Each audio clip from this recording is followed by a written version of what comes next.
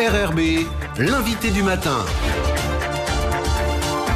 Bonjour Gilles Ménage. Bonjour Lionel, bonjour à toutes et à tous. Votre invité ce matin, le docteur Bruno Calandreau, le président de l'organe de l'Ordre des médecins de Nouvelle-Calédonie. Docteur Calandreau, bonjour. Bonjour. Et merci d'avoir accepté notre invitation. Alors que le Congrès de Nouvelle-Calédonie vient de voter à l'unanimité, on va le préciser tout de suite, le nouveau Code de la santé calédonien, qui est un texte juridique, essentiellement très épais, qui a comporté pas moins de 144 amendements.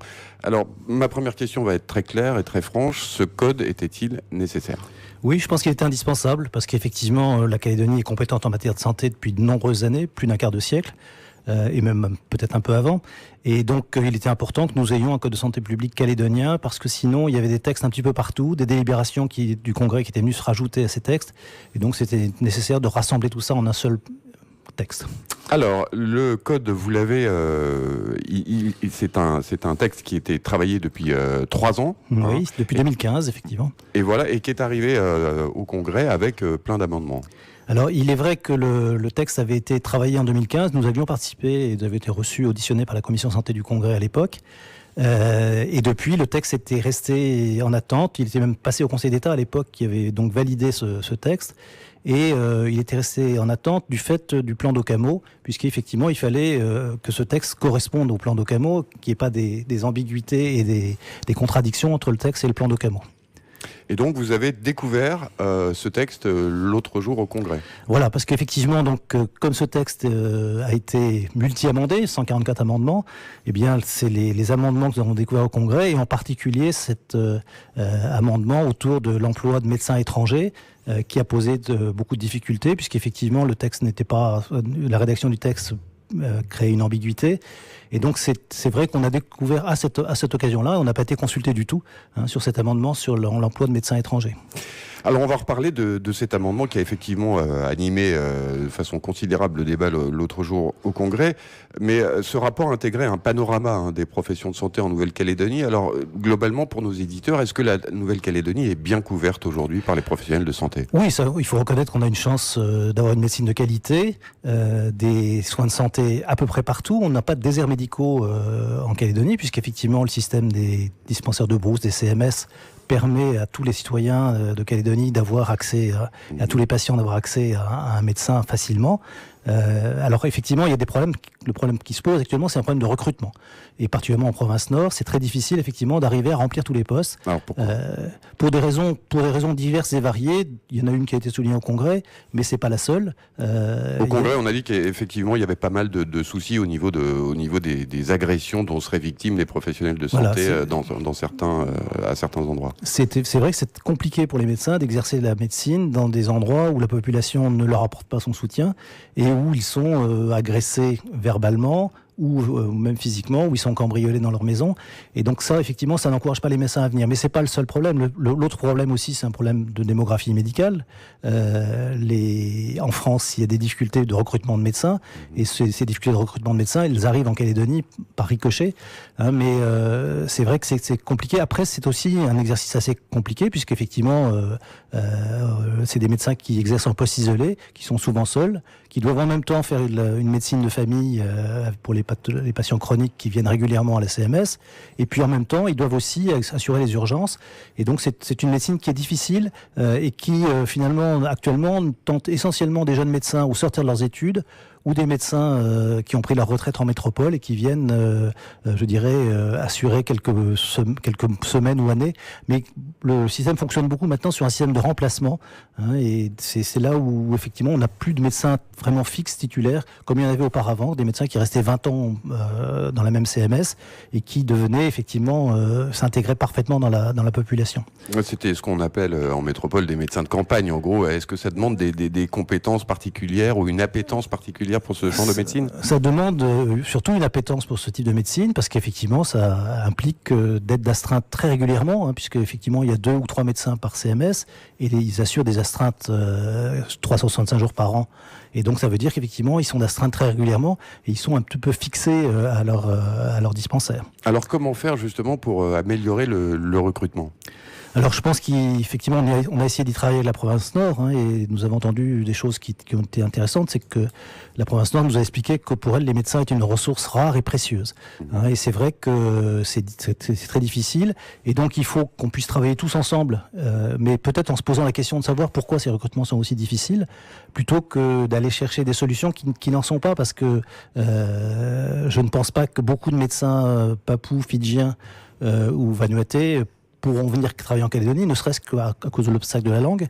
Et puis, je ne vois pas pourquoi la Calédonie irait dépouiller ces pays qui ont déjà très peu de médecins, en prenant les quelques médecins qu'ils ont réussi à former. Oui, alors l'argument justement au Congrès l'autre jour, c'était de dire il faut ouvrir le recrutement. Mais alors, comment c'est possible? Parce que quelle est la différence entre un médecin qui est formé en métropole et un médecin qui est formé aux Fidji?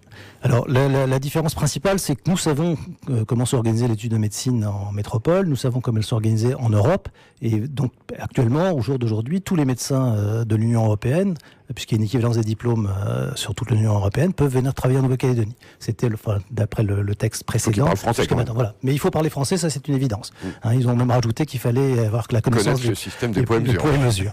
Mais donc effectivement, tous ces médecins-là, le vrai problème qui se posait jusqu'à maintenant, c'était essentiellement des médecins originaires du Maghreb ou des médecins originaires d'Afrique francophone qui effectivement n'avaient pas un diplôme obligatoirement reconnu et qui devaient passer donc par cette étape qu'on a rajouté effectivement dans le texte, de l'Agence régionale de santé, qui leur donne la possibilité de travailler en France métropolitaine. Alors cet amendement, justement, on va rappeler que les Républicains calédoniens ont fait voter effectivement en séance un amendement qui rend quasiment obligatoire maintenant la validation par une agence régionale de santé métropolitaine de l'équivalence des diplômes. Mais le vrai problème, c'est effectivement... Personne n'est opposé à ce que des médecins étrangers viennent travailler en Nouvelle-Calédonie, mais c'est effectivement à compétence égale. Et c'est toute la difficulté, c'est qu'en Calédonie, n'ayant pas d'université de médecine, nous n'avons pas les compétences pour évaluer la qualité d'un diplôme et savoir si ce diplôme est équivalent à un diplôme français ou à un diplôme européen. Donc toute la difficulté est là, et donc effectivement la seule solution c'était de demander d'aller chercher les compétences là où elles étaient, et donc auprès des agences régionales de santé métropolitaines qui elles ont l'habitude, puisqu'effectivement elles reçoivent beaucoup de médecins étrangers. Il faut savoir qu'en France, dans certains départements, un quart des médecins sont des médecins étrangers. En provenance essentiellement d'Afrique francophone et des pays du Maghreb. Alors, en ce qui concerne les médecins qui pourraient être recrutés éventuellement dans la région, est-ce qu'on n'aurait pas tendance à penser que un médecin au Fidji ou un médecin au Vanuatu aurait tendance plutôt à rester au Vanuatu ou au Fidji, parce que c'est là qu'ils ont besoin de médecins? C'est pour moi une évidence qu'effectivement, il y a déjà très peu de médecins dans ces pays. Par exemple, il y a un seul psychiatre sur tout le Vanuatu. Et donc, ces médecins sont en général formés soit à Suva, soit éventuellement en Australie, en Nouvelle-Zélande. Il y a tout un groupe de médecins néo-zélandais et australiens qui ont monté un collège afin de former et de coacher, je dirais, des jeunes médecins des îles du Pacifique.